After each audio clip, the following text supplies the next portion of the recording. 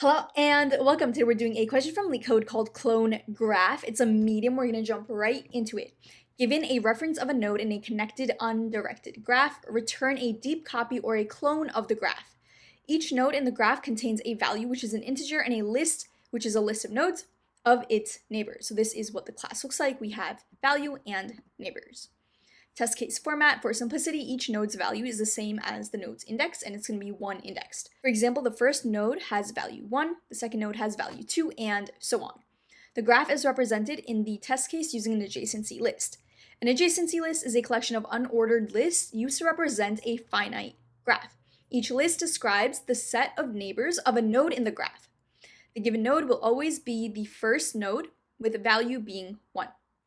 You must return a copy of the given node as a reference to the cloned graph. Okay, so we're given node 1, which also has value 1, that's connected to some graph. And what we want to do is return a copy of that node 1 that points to a copy of that original graph. So we have 1, 2, 4, 3 as our original graph, and we'll pass in 1. And what we want to do is return a copy of that entire graph, so 1, 2, 3, 4 with the same exact neighbors, so all the same edges between our vertices, and return 1, which is a copy of our given input node. So what this would look like in test case format, we have node 1. This is going to be that first node in our output. And this is the adjacency list of that first node. It's 1 index, right?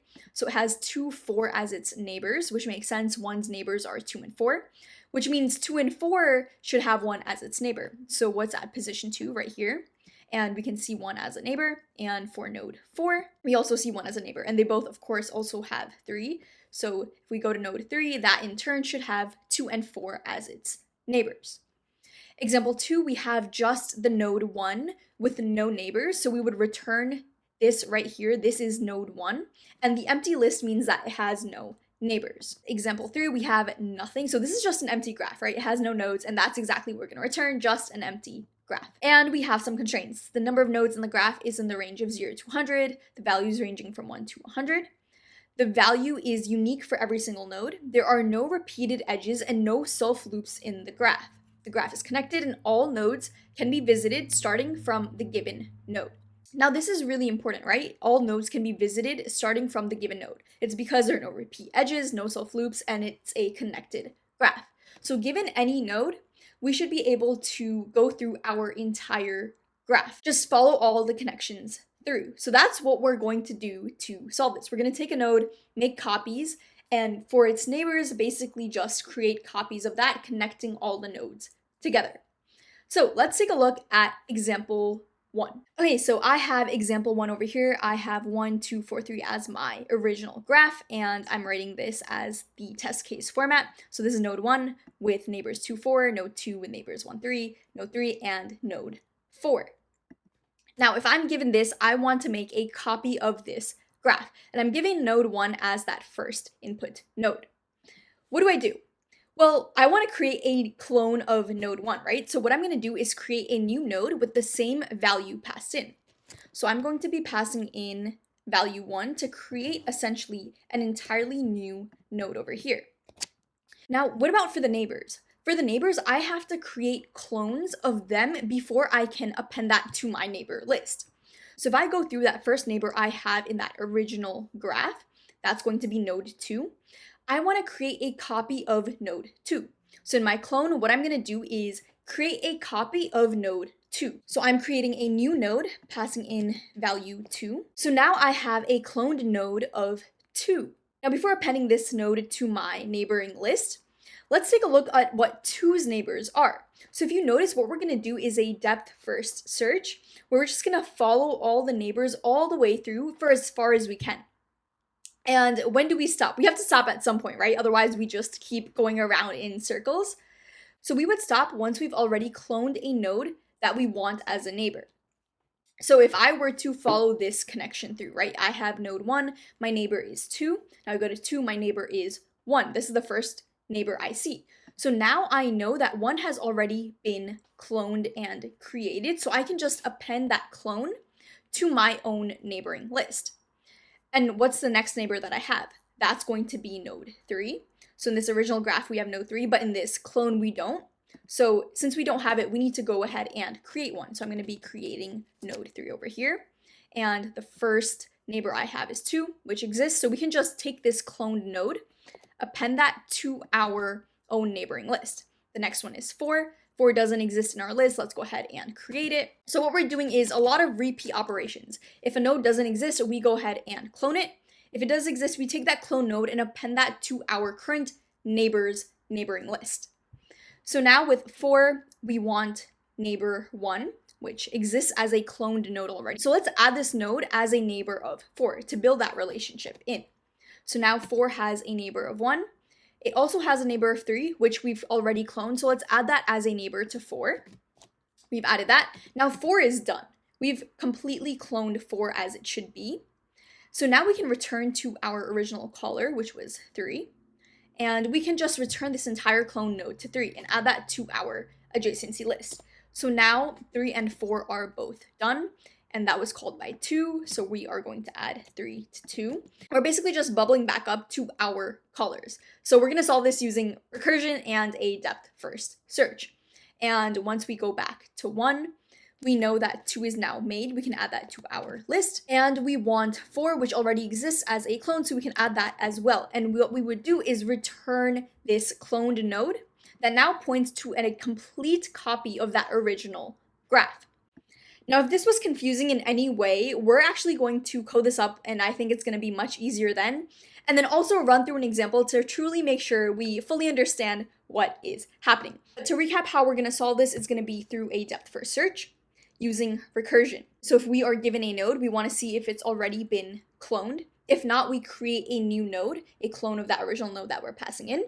And we want to see what other nodes to append to our neighbors. If they already exist, we append those clones to our neighbors. If not, we create new clones. And how do we keep track of our clone nodes and original nodes?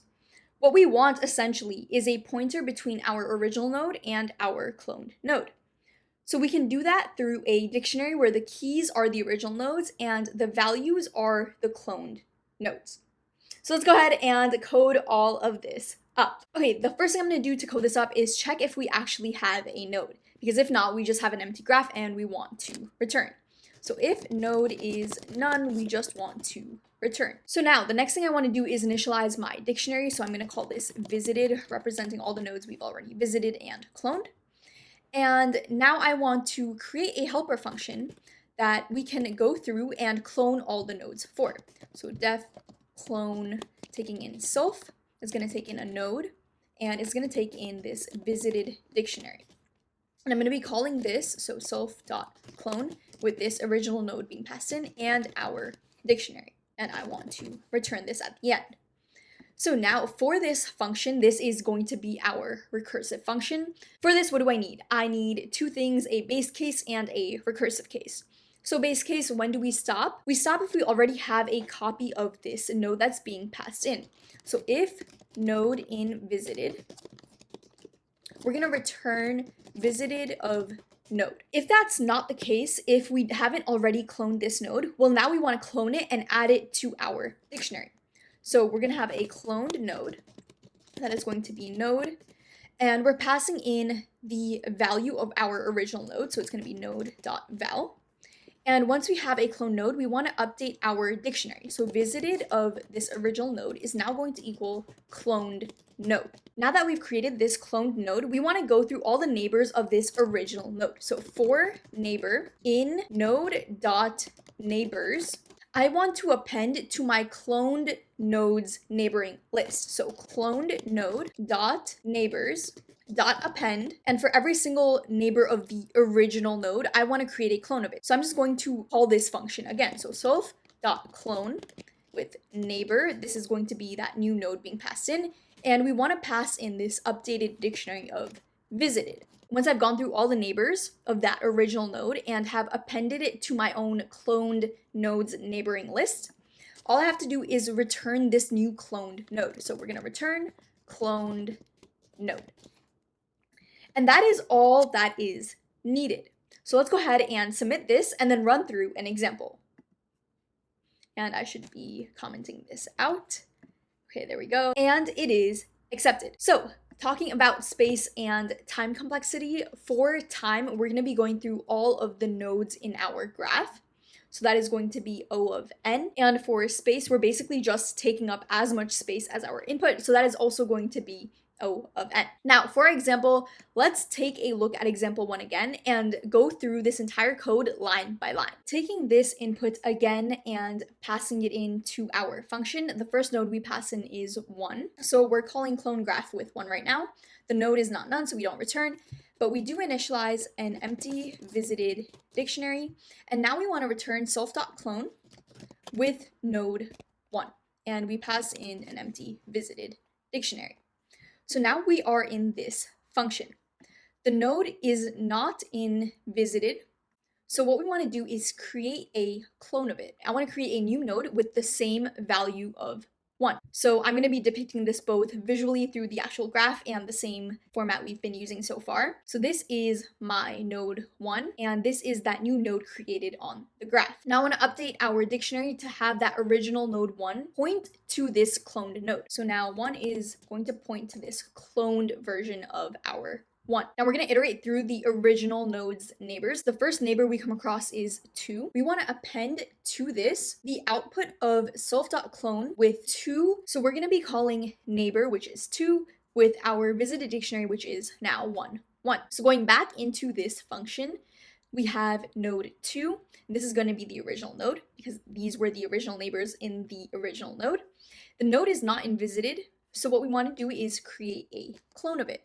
So we're basically making a clone of 2 right over here. And now we want to add that to our visited dictionary. So now visited is going to have 2 being passed in. And now when we go through the neighbors of 2's node, the first one we come across is 1. So we're going to call this again. We want to append it to our neighbors with the value we get from self.clone with 1 and visited. So we're going to call this function again with 1 since this is the first neighbor that we see, and our new visited dictionary, which is this. So going back into this function with now 1 is in visited, so all we have to do is return that visited node. So we're going to return 1. That caller was 2, this was the clone node.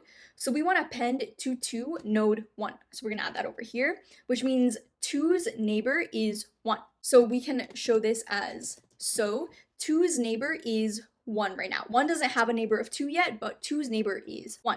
So now going through the remaining neighbors of 2, we come across node 3. So we want to make another call. So it's going to be clone with 3, clone of node 3. And we want to pass in this visited dictionary. We go back into this function.